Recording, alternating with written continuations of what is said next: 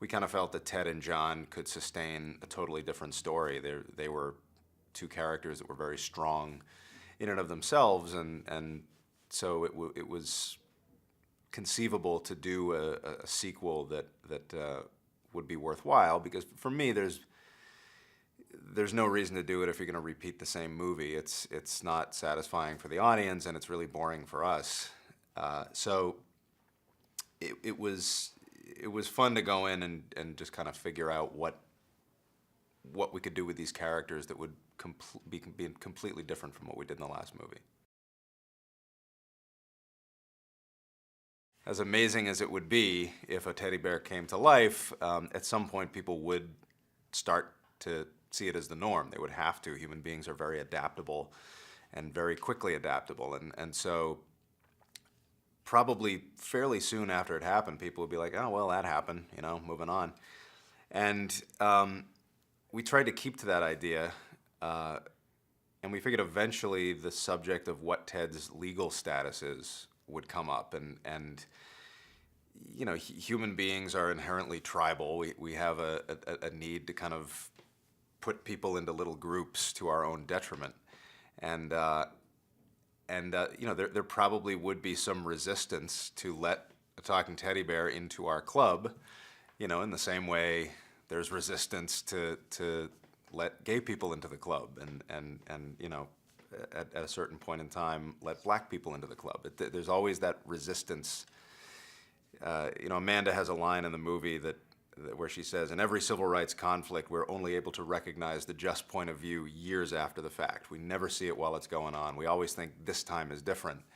And so that's probably what would happen. So we try to treat it as realistically as possible. And yeah, he'd have to get a lawyer, he'd have to go to court, he'd have to fight for his civil rights. Mark is fantastic because he's first of all brilliant at everything you ask him to do. You know, he's a fantastic actor dramatically. He's a fantastic comic actor. And that includes both subtle verbal comedy and physical comedy. There's really nothing the guy can't do, and I think that's why he's sort of the biggest male star in the world right now. And I think Amanda is very much of Ted and John's ilk. It becomes this threesome, and you see, as sad as John is over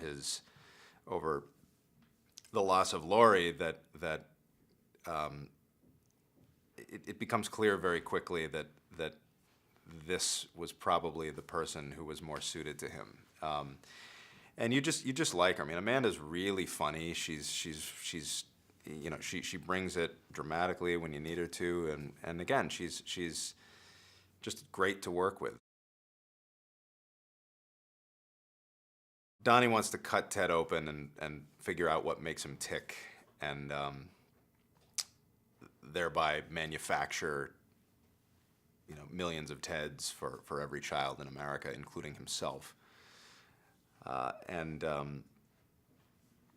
that sort of dovetails with our other story, in that if Ted is left without any sort of civil rights, then Donnie and Hasbro can swoop right in, take him, and it's petty theft as opposed to kidnapping, and a big corporation can deal with that.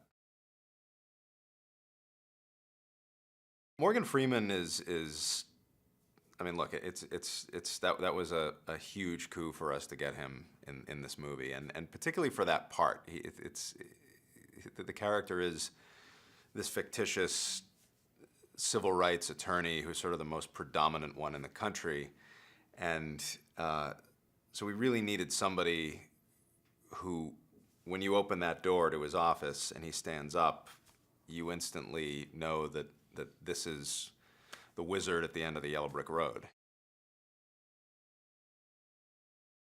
Tom Brady makes a lot of people happy, and you know, he was game for everything. He was just he sold the moment. He sold the comedy, and you know, when somebody's an athlete, you never know what you're going to get, and he brought it for us.